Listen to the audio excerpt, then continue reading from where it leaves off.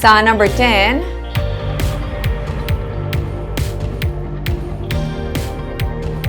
'21-year-old nga physical therapy student ang ginkoronahan bilang Miss Bacolod Masskara Universe 2022. May report si Nico Delphine. Being the city of smiles, I think we have to set an example to the rest of the country. We have to show them that even if we're faced with these challenges, we are strong, we choose to rise from it all, and we still decide to smile.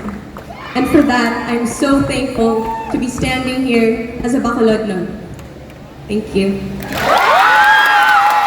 Ining sabat ni Cara Daniela Villarosa sa pamangkot kung bala sarang pa mabalik ang yuhom sa City of Smiles sa piyak sang epekto sang pandemic.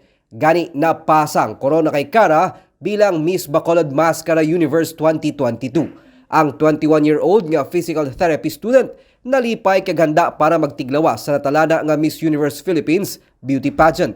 I feel like I have a really big responsibility now because I'm going to be representing Bacolod in the national stage. But I trust that with the help of the organization and Aces and Queens that I'm going to make Bacolod very proud. Si Cara amo man ang nakabaton sang awards nga Best in Swimwear, Miss Photogenic kag Best in Evening Gown. Miss Bacolod Masskara World si Janine Helera kag Miss Bacolod Masskara International si Jan Marie Bordon nga napili man bilang Best in Talent. First runner-up ang darling of social media nga si Irene Granada nga magatiglawas naman para sa Search for Mutya ng Pilipinas. Second runner-up si Sandale Masangkay nga magatiglawas para sa Linay sang Negros. Napuno sa mga tumalanaw ang pageant night sa USLS Coliseum kundi nangin host Sunday Miss Universe Philippines 2020 Charity Pauline Amelink kag Miss Universe Philippines 2020 fourth runner-up Billy Hackinson. Chairperson sang kilala nga katapos ang Board of Judges naman si Miss Universe Philippines 2022 Celeste Cortesi.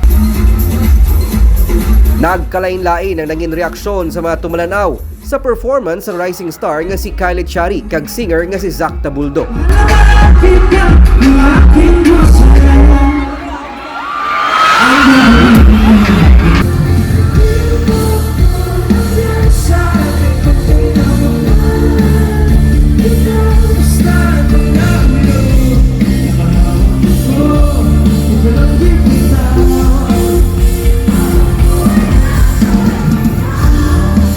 Gindayaw naman ni Mayor Albi Benitez ang 15 ka mga kandidata upod sa mga organizers sa isa sa nangin historic event sa pagbalik sang Mascara Festival sa Bacolod sa piyak sang epekto sang COVID-19 pandemic.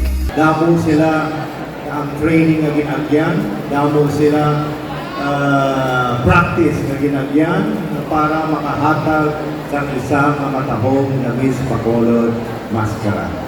Si Benitez upod sa pilapa ka mga city kag provincial officials ang opisyal nga nagkorona sa mga nangin madinalagon nga kandidata sang Miss Bacolod Masskara 2022. Nico Delphine para sa DG Cast Negros.